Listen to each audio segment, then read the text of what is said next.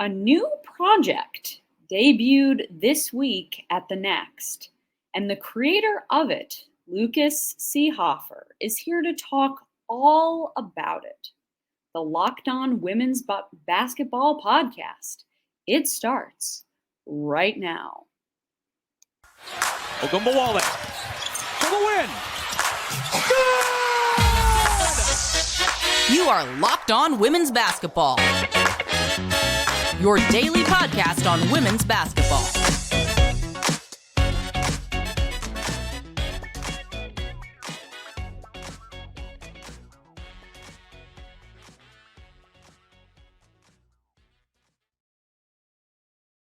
Hi and hello. Welcome. You are locked on to women's basketball. I am Jackie Powell. I am one of your Friday hosts. I cover the New York Liberty at the Next, which is the place that sponsors Locked On Women's Basketball. I also help with our social media strategy at the Next and have covered the sport of women's basketball nationally at many other places as well. We want to thank you for making Locked On Women's Basketball your first listen every day. And remember that Locked On Women's Basketball is brought to you by everyone at the Next, a place where we cover women's basketball all the time, and we tell the stories that need to be told every day. If you subscribe now, you can still get 27% off our typical price in honor of the WNBA's 27th season. That is $52.56 for a year rather than $72 per year. Also, Locked On Women's Basketball is free and available on all platforms, including YouTube, Apple Podcasts, Spotify, and many more. So the last time I was with you, dear listener, I had the incomparable Ari Chambers here on the show to talk about WNBA travel and how Brittany Griner and her situation changed the ways that we discuss WNBA travel, including the league's chartering system or growing chartering system. But today we've got a very different topic, or rather a project to discuss. I have Lucas Seehafer here. He is a journalist, a physical therapist, and a PhD student that once covered the links for us at the Next, but now has taken on a really fascinating project and really a beat in that he has created a WNBA injury tracker, which is the first of its kind. So here's the rundown for you all. In the first segment, we are going to trace back to the origins of why Lucas felt it was necessary to create this tracker. Segment 2, we're going to get into what you see on the tracker. The names, the people, the injuries, and all that data. And then on the third segment, I'm going to ask Lucas point blank why all of this matters and why this needs to exist. Okay, so Lucas, welcome. Thank you for being here. Let's talk about the origin of this injury tracker. Why did you decide that you needed to make this? Yeah, Jackie, first of all, thanks for having me on. It's been a while since I've been on the podcast. I'm happy to be back. But to answer your question, it all kind of started towards the beginning of the regular season. I'd been contemplating a piece, kind of looking at, the original kind of thesis I was going for is what do WNBA teams do to prevent injuries?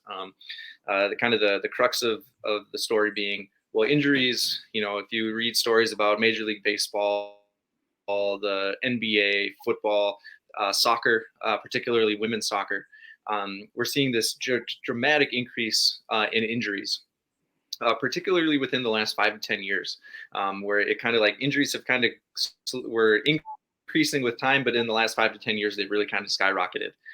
So I guess I just assumed that a similar trend was happening in the WNBA.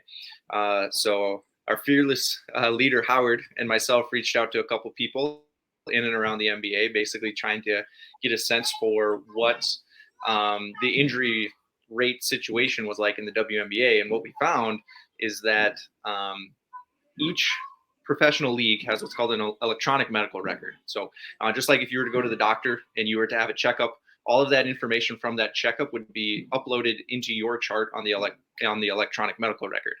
Well, all these professional leagues in America have these electronic medical records. And theoretically, they're shared between all the teams. So all teams have information as far as how many injuries are happening, how frequently they're happening. If they're going after a person in free agency or in a trade, they'll have their chart available to them, that kind of stuff. But what we found is that even though in the WNBA collective bargaining agreement, both the old one and the new one that was recently adopted, there was a phrase in there that said this EMR is supposed to be used, it needs to be used, and in part it can be used for academics or researchers outside and unaffiliated with the WNBA, so they can kind of track injuries and help the league come up with ways to prevent injuries. And basically what Howard and I found is that some teams are really good at filling that out and some teams are really bad at filling it out. So it kind of gave an incomplete picture of the injury situation in the WNBA. So we reported on a story for that, published at the Next, that was published before the regular season started. And then with that, I figured, well, heck, if the league's not doing it, I could probably do it. It shouldn't be that difficult to do, really. So that's kind of where the origin of this tracker came from. I love that. And just, I'm really curious, what was, because obviously when you work on a piece in an investigation like you worked on, and just for our listeners, I will be attaching both the investigation that Lucas worked on and a link to the injury tracker in the show notes. So you will know where to find that once you're done listening to this episode. But I'm just curious if you can sort of just take us through what some of the aha moments were in this process when you're doing the research, when you're talking to these people, what was that like? Yeah. So I can kind of pull back the curtain a little bit. So when I originally approached Howard about this, I think I sent him a message basically saying, hey, I have this idea, but it would really be fortified if we could have some WNBA injury data behind it. I know they have an electronic medical record. Do you think we could get some anonymized information so we can have a sense of how many injuries are happening? Not even specifically, I wasn't even looking for data as specific as what we have in the injury tracker, just like general injury rates, general amount of injuries per year, that kind of stuff. So the first aha moment was Howard saying, wait, the WNBA has one of those? And I said, yes, I know for a fact it has one of those. So he reached out to a source, and the source came back to him and basically told us what I had told you earlier, that the use of it is very infrequent. So then each of us kind of went our separate ways. I reached out to sources of my own. He reached out to more sources. And basically, I would say we came back with maybe like 75% of the people we reached out to saying, yeah, it's not good. Teams don't share information. It's not filled out, like all this kind of stuff. And 25% of people would be like, yeah, it's okay. I don't think there's anything wrong with it. So we kind of ran with that in the story, basically saying, hey, the general sentiment seems to be that this is not up to snuff, though there are some people that think it's okay, or it's getting better. But even the people that had said like, yeah, I think it's doing okay for the most part, said, hey, 5-10 years ago, it was very poorly utilized.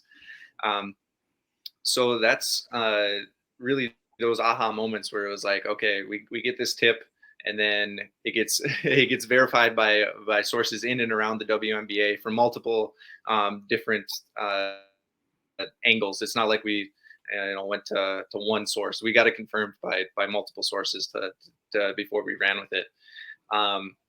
So yeah, it was very illuminating, because there are some leagues that mandate that injuries are reported, like Major League Baseball is a big one, and that information is pretty publicly available where you can go and find it. Whereas in the WNBA, it's either not mandatory or it's very poorly enforced. So it's just overall a very eye-opening experience of being like, wow, they have this EMR and there are certain teams that are not using it, and the league as a whole is not using it to the best of its ability. So any research out there that has to do with epidemiology of WNBA injuries is just, I don't really know if you can trust it, because who knows if they got complete inaccurate information. Did you understand through your reporting why this was incomplete? It just sounded like it was a lack of enforcement. Just that no one came out and said specifically. Nobody ever pointed to a specific entity and it said, "This is why." But it just sounded like overall there was no real penalty not to, and it was widely understood that some teams were better at filling it out than others, and there was no penalty for people or for the teams that were not filling it out very well. And I'm not trying to be coy about which teams are good and bad at filling it out. We weren't able to get that information, so we didn't include it in the story. But it just basically just see even though there was a law saying, a rule saying it needed to be done, there was no enforcement of it. So some teams were figured, well, why report it then? Interesting. I just wonder, when I think of, when we talk about the WNBA earning that professional credibility alongside other leagues that you just mentioned, the thing that I always think of is this idea of staffing. And so what that means, so staffing at the league office, so those potential enforcers, and then also the staffing on the team side, making sure that there are people who it's their job to fill this out, because some of those athletic trainers may be very much so overworked and have too many responsibilities. So that's, when I read your investigation, that was something that popped into my head. It's like, I don't know if it's fair to assume that teams would just want to hide information to try to achieve a competitive advantage. I mean, if we're seeing teams fill out these reports in other professional sports, that was just my inkling, but I'm curious as to what yours is. Yeah, I think that's probably a good portion of it. I try to assume the best in people until proven otherwise. Sure. You know, I do think that there's a staffing issue for sure in the WNBA, especially on the medical side. And, you know, I do think there's also a question of, if you do hide this information, is there really a competitive advantage that is gained from that? I'm skeptical about, you know, hiding it. I refer back to whenever I have this conversation with others about the National Hockey League. Like if somebody gets hurt in the NHL, they either say he has an upper body injury, a lower body injury, or a head injury. Like, they don't go into specifics. You used to see that back in the day in the NFL. Teams would not provide detailed information in their press releases about injuries because they didn't want to give the other team a competitive advantage, thinking that the other team would, you know, go after such and such a player's shoulder if they knew it was hurt. I just don't really think that happens in sports in this day and age. So I don't really think there's a competitive advantage to be had, really, for hiding that information. So there's really no, in my opinion, there's really no upside to hide it. And the downside is it's just, there's incomplete information out there. You know, you look at sports like Major League Baseball and the NFL, for all their faults, to their credit, they have pretty robust injury reporting systems. So people are able to do, whether in academics or just, you know, lay people, statisticians are able to go and provide pretty detailed reports about injury trends. You know, that was a big thing that some of my colleagues at Baseball Prospectus do, track Major League Baseball injuries, and it's been pretty illuminating. It really showed teams like, hey, there's an issue going on here with the rise in elbow injuries. Now, if they were just to say, you know, elbow injury, and they weren't to report it as ulnar collateral ligament or Tommy John, you know, injury, that kind of thing. There's only so much information that can be done with that data. And then if you just go and don't report a quarter of the elbow injuries that happen, then you're left in the dark as to how bad the situation really is. So I think that's kind of where the NBA or the WNBA finds itself right now, is kind of in the dark, where I think everybody kind of knows there's an injury issue going on, but the exact extent is just unknown, and that's unknown to the public, and quite frankly, it's unknown to front offices, coaching staffs, and the players. All right. Well, we are going to take a short break, but coming up, we are going to discuss the injury tracker itself. We're going to look at its nuts and bolts and sort of when you're looking at this thing, what it's made up of. But first, I do want to remind you all about BetterHelp.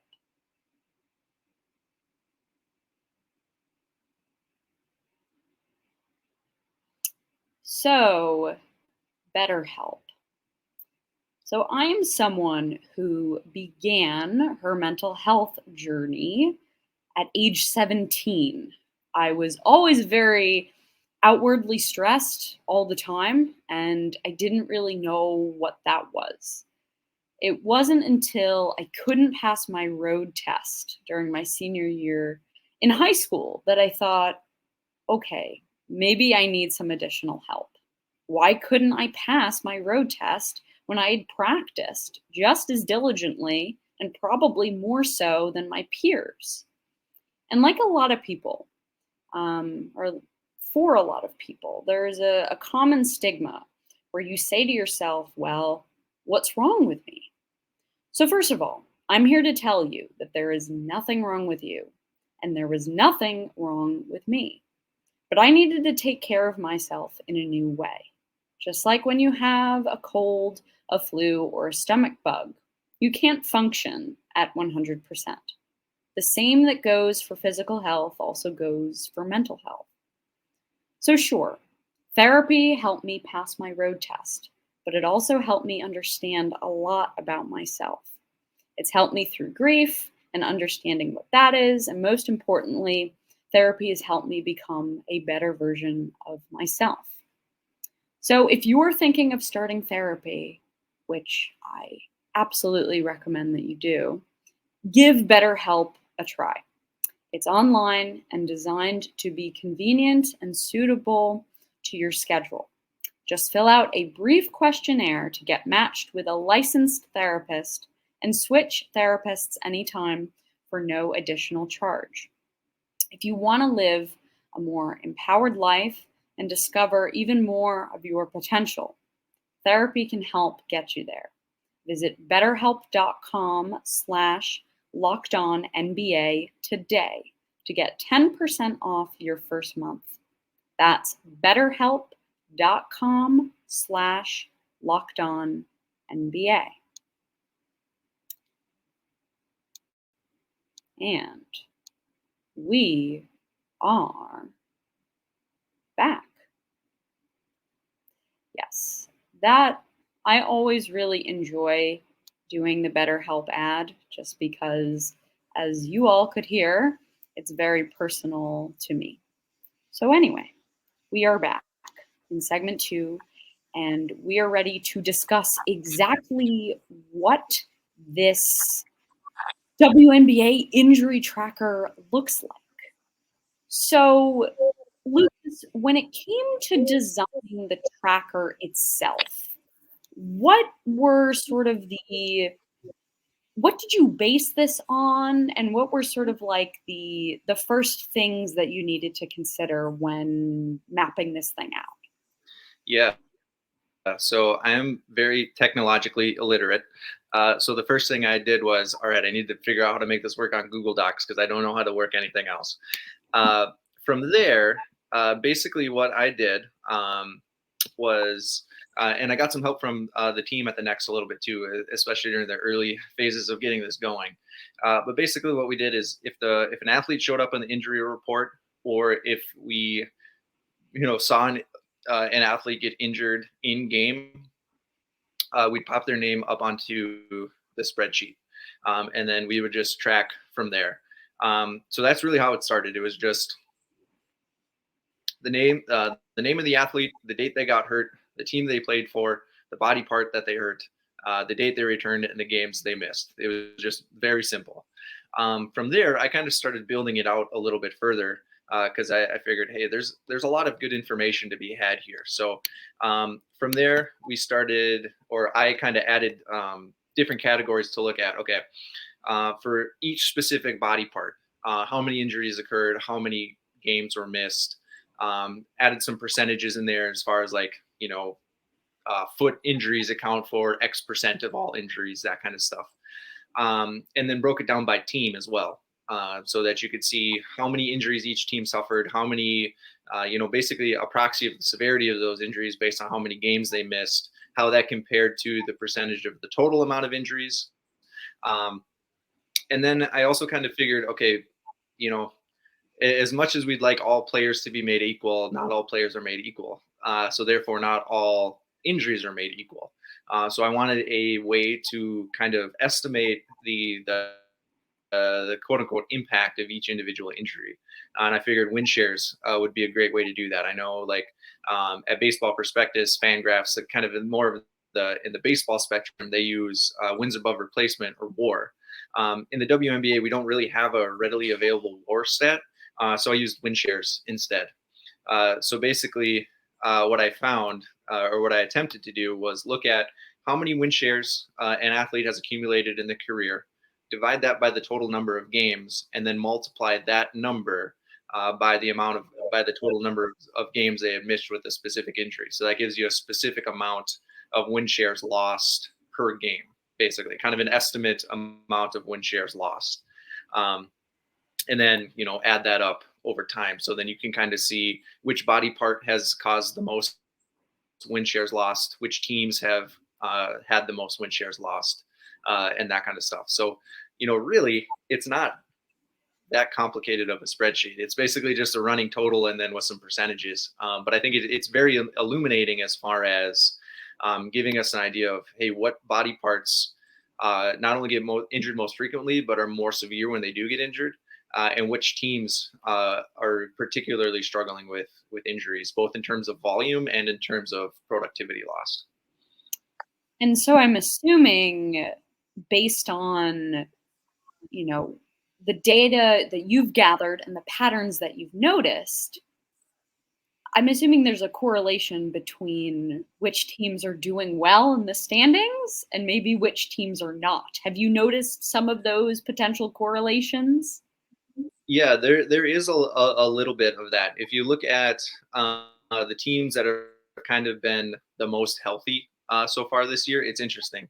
The Las Vegas Aces have only had 3 injuries or illnesses this year and have missed a total of 19 games, though the vast majority of them, I think it's like 18 of those games, are from Raquana Williams, who hasn't played in a game yet this year. But if you look at other teams, the Seattle Storm have had 4 injuries that have only resulted in 5 games lost. The Liberty, again, another team at the top of the standings, have had 4 injuries with 9 games lost. The Fever have been arguably the healthiest team in the WNBA, having 3 injuries with 3 games lost. So in that sense, there's not really a correlation, at least not yet. I suspect that if you were to look at this and track it over a number of years, that trend might kind of come out of the data, but for, through half the season so far, it's not really there. And similarly, another thing that is I not following a trend that I necessarily expected. I also took a look at, there's always this theory, and this is something that makes sense intuitively to me as a rehab professional, is that athletes who play year round or play in multiple leagues are more likely to get injured, if only because there's more opportunities for them to get injured, but also because that, their body wears down over time, kind of thing. But so far, by my count, and again, all this is done hand counted, so I'm not going to sit here and profess to say it's perfectly accurate, but I think it's pretty darn close. By my count, there were 135 athletes who appeared in a WNBA game this year that played in a different league prior to the start of the 2023 WNBA season. So whether that's Athletes Unlimited, college, overseas, whatever. Now, of the people that have played in those games, they have missed approximately 53%. They account for 53% of the total games missed to date. But only 25%, 26% of the athletes that did play in a previous league have been injured. So to me, that says, it's not necessarily a one-to-one correlation of you play more games, you get more injured. But the athletes that are playing more games, playing in multiple leagues, when they do get injured, their injuries seem to be more severe. But that's something that we're going to have to keep an eye on over. I mean, it would take years of data to really hammer that home. But for the first half of the season, that's kind of what's popping up so far. I mean, the first name that comes to mind is Bree Jones. I mean, she's one of those folks who has played year round and in EuroLeague for a long time. And, it's really so sad because each year that Connecticut team is hit with something new. And then even I'm also thinking about, with the team that I cover, the New York Liberty, it's on the other side of the scale. Last year, it was Benijah Laney and Dee Dee Richards, both of whom did not play in an overseas league. They were on league marketing agreements, but they were out for the majority of the 2022 season. And then you had Rebecca Allen, who, when she was on the Liberty, she had concussion after concussion after concussion. And then she had the rib injury in Sydney during the World Cup in the fall. So that, I think Beck Allen was another case of, she just did not stop. And as a result, as you said, there were more opportunities to get injured. I wonder do injuries come in bunches at times? It seems like they do. I don't think there's any necessarily any empirical evidence of that. I tried to look at the data, making a graph of kind of when these injuries occurred, and it was like, craggy all over the places. So in that sense, yeah, maybe there have been some injury coming in bunches. But to go back to what you said about Bree Jones, her injury is only one of two that have been suffered by the Connecticut Sun so far. But because she's also the only athlete that has been ruled out for the entire year so far. I should say that since the start of the 2023 season. I think there were a couple injuries that happened before the season started that have had players out for the rest of the year, but Bree Jones is the first one that has happened since the season started. So she's missed 27, or she will miss 27 games by the end of the year, and that's accounted for in this spreadsheet already. But her injury was by far the most impactful in terms of win shares lost. Basically, her injury cost the Sun 2.9 win shares, which I'm looking at the table here. That's still the highest among all the teams in the league. So far, there have been 16.8 total win shares lost. 2.9 of those have been from the Connecticut Sun, all from the loss of Bree Jones. Whereas other teams that are up there, the Sparks have lost 2.3. They've had just a bevy of injuries and illnesses. The Chicago Sky, same thing. They haven't had many injuries, but the injuries they've had have kept players out for a long time. They've lost 2.2 win shares. And then actually the Minnesota Lynx are up there as well, having lost 2 win shares, the bulk of which came when Diamond Miller was out. Now, because when she was out, her win share total was low, but since she's come back, she's been on fire and produced a lot of win shares. So it shows basically how much the Lynx missed her during the course of, I think she missed like 8 games or something like that. So, the Connecticut, for being a potential championship contender, they're still very solid, still at the top, towards the top of the league table. But missing Bree Jones for the rest of the year, I think is gonna be very difficult for them in the long run. Yeah. I mean, And then you have a bunch of these mysterious illnesses, which, I mean, Jess Shepard on the Minnesota side and Lexi Brown on the LA side. I mean, this obviously was very different when COVID was at its height. But, I mean, in the years you've been paying attention to the league, has this been, it almost seems like this is something new. Yeah, it seems pretty unprecedented to me. I guess my assumption is that teams are just a little more cautious of keeping players out when they are sick, just since COVID has happened. Because I'm looking at the totals right now. Ankle injuries lead the way with 20 individual injuries, but then number 2 on the list is illness at 12 games, followed by the knee with 11 injuries. Excuse me, the illness has 12 occurrences of illness. Knee injuries, there's been 11. So if you were to think, from a basketball perspective, what are the body structures that would be injured the most? You'd probably go ankle, foot, knee. And if you look outside of illnesses, that's how the top 3 goes. Ankle, 20 injuries, knee, 11 injuries, foot, 8 injuries. But then illness pops in there with 12 injuries and 28 games missed. So I think it's just a collective effort on the league to say, like, hey, if you're sick, we'll just give you a game off and then you'll come back next time. Because most of the illnesses have resulted in only 1 game lost. The bulk of those 28 are Jess Shepard and Lexi Brown, both of whom still haven't returned from their illnesses, and we haven't gotten any specific diagnoses. I would expect we don't get any specific diagnoses, and I think that's all right. But it is definitely something that pops out on the page. Yeah, for sure.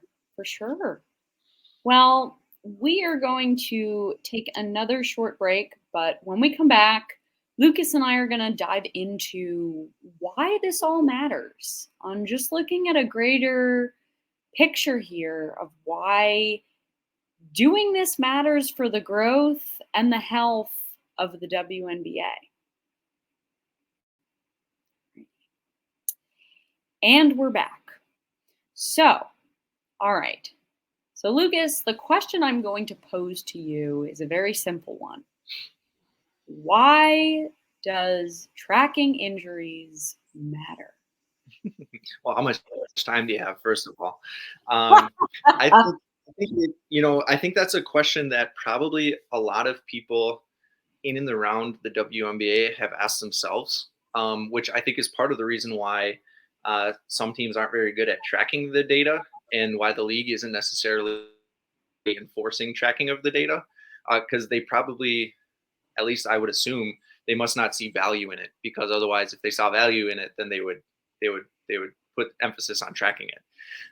I think the value from it is, I think there's a lot of value in it. Basically, it tells you, like any kind of epidemiological study, you want to know what the illness is, who's affecting it, what it's affecting. So you'd want to know that for COVID, you'd want to know that for influenza, and I think you want to know that for the WNBA, because if you don't know that there's a problem, if it's a severe enough problem and you don't know it exists, you can't do anything to counteract it. So I think tracking the data from that perspective is super important. I also think it does, these can be correlative, probably not direct one-to-one comparison, but correlative to women athletes at lower levels, the Division I level, the high school level, the Division III level. Because I think, something that is talked about quite a bit in baseball, and I definitely holds true in the NBA and the WNBA, is just that kids these days just have so much volume of play at such a young age, and they specialize at such a young age, and all those forces build up over time and can do quite a bit of damage to the body if not counteracted. So I think this data also shows, kind of the carryover that, hey, not only is this happening in men's basketball and baseball, but it's happening in women's basketball too, where AAU has kind of become the law of the land as young as middle school age. And then I also think it says, okay, by looking at this data, we can see that there seems to be a bunch of knee injuries, ankle injuries, and foot injuries. And when they do happen, they keep athletes out for a prolonged period of time. So what can we do as a league and as individuals to prevent these injuries from happening? So it gives not only researchers, but the league, training staffs, coaching staffs, strength and conditioning staffs, to say, okay, our team really struggled with knee injuries in 2023. Do we have to change up our program so that doesn't happen in 2024? Again, if you don't have that information, you can't make changes. And if you're not making changes, you can just expect the same thing to happen again or get worse. So I think if we're not tracking this kind of information, that it's just not out there. The knowledge just isn't there to be had. Yeah. And based on that answer, I mean, it seems like there's an incentive for teams to do this properly. If teams like the Sky and like the Sparks, don't want to be in a situation like this in 2024. And I'm not saying that those are two teams that, filled it out or did not fill it out. I'm just saying their situation is tough, was really tough. The Liberty situation from 2022, where it was Beck Allen, Dee Richards, and Benijah Laney, all those perimeter defenders, like the entire perimeter defense was out for a large portion of the 2022 season here in New York. Mm-hmm. So it seems like the positives outweigh the negatives here.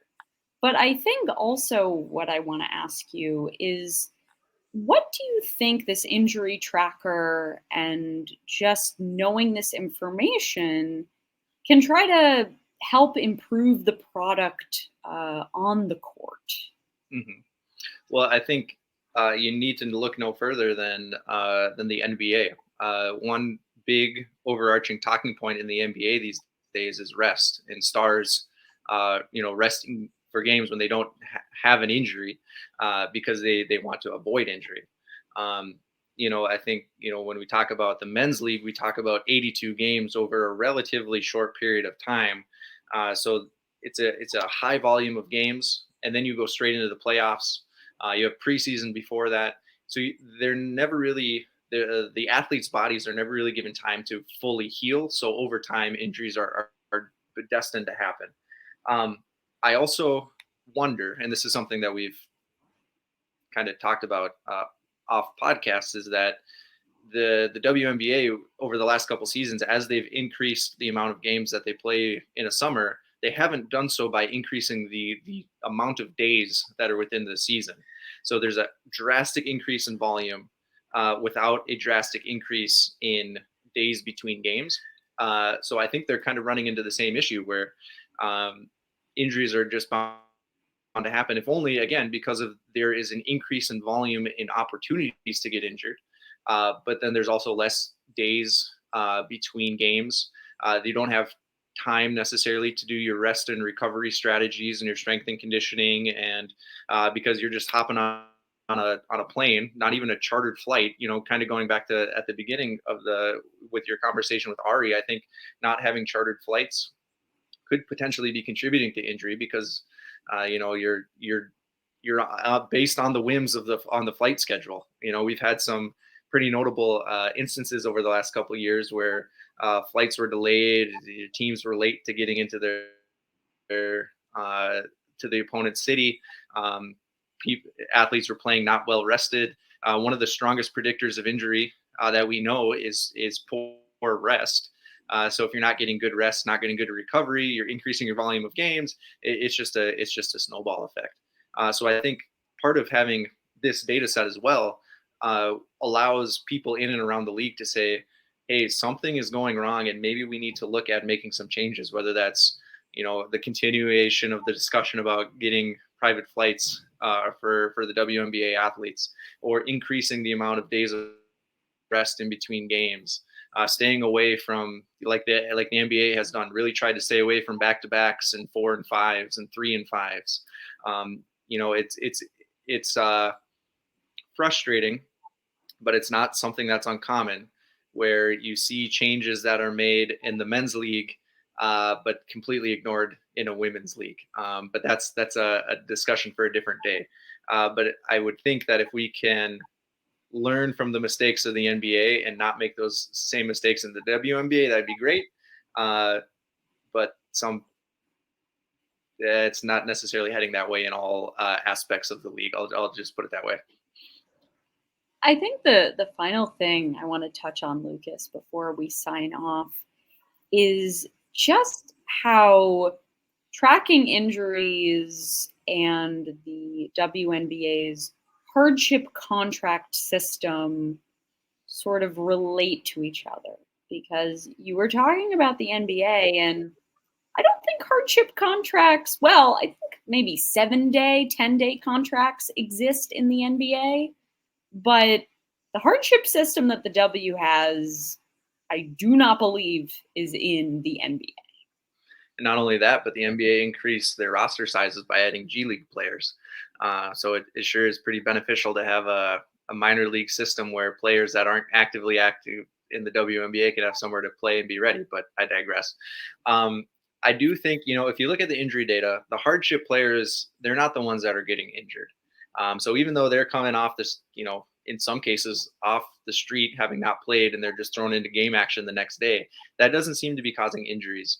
But I think what this data shows, and this is something that people around the league have been very open about. I think Cheryl Reeve in particular has been really strong about pushing for this, increasing roster sizes. I think if you look at the data here, you could make the argument like, hey, if we increase roster sizes, that alone may decrease the volume or the number of injury instances or opportunities that a given player might face. If you have more players on your roster, maybe you can say, hey, athlete X, I know you're highly competitive, but let's just go 50% at practice today instead of 100%. Or you could say, oh, hey, you're feeling a little worn down. We'll play you 25 minutes tonight instead of 40 minutes because we have another extra player that we can just hop on out there. I don't think I think you wouldn't be able to look at this data, in my opinion, and say, aha, we need to increase roster sizes because this data specifically says so. But I think if you look under the hood, even just a little bit, I think you could use the data to justify saying, hey, if we could have, instead of 12 players on the roster, and honestly, realistically 11 players on the roster, some places 10 players on the roster, if we could get that up to 14, 15, do what the NBA did, 15 players on a roster, not only would it give them more jobs for people so they wouldn't have to go overseas or play in other leagues year round, which would increase injury risk, but it would potentially cut down on injury risk within the WNBA season itself. And that would cut down on hardship contracts. I mean, obviously, when you add roster spots, that means the salary cap has to go up. But, there have been so many teams in the past few years that have gone over the salary cap because they've been in and out of hardships because of long-term injuries. I mean, we could talk about the 2022 Minnesota Lynx, where, Cheryl Reeve waives Angel McCaughtry, and Nafisa Collier was out for as long as she was because of pregnancy. As we know, this year, the league installed the pregnancy replacement player, which, to be quite honest, that should have been installed right when the 2020 CBA was. But it's a miracle. It's just crazy that it took this long to get here. That just seems like common sense. Yes, but that is a discussion we can have later. But thank you for making Locked On Women's Basketball your first listen every day. I want to give a huge thank you to Lucas for hopping on the show today. Follow him on all of the interwebs, and that means Instagram, maybe Twitter, and now Threads at and Blue Sky, Mastodon, Post probably. I don't know. At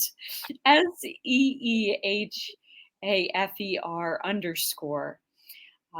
Thank you for making us your first listen every day. And tomorrow, please come back tomorrow for our WNBA draft and pro player development scouting crew are back with a new series tomorrow, and it's called WNBA Retrospect. They'll be doing historical scouting evaluations on the best prospects to enter the W in league history in chronological order from 1997 through, I guess, now. And they're beginning with Tina Thompson tomorrow. So that should be pretty rad. But anyway, this has been Jackie Powell and Lucas Seehafer. And we hope you have a wonderful, wonderful weekend. Ogunbowale for the win. Good! You are Locked On Women's Basketball, your daily podcast on women's basketball.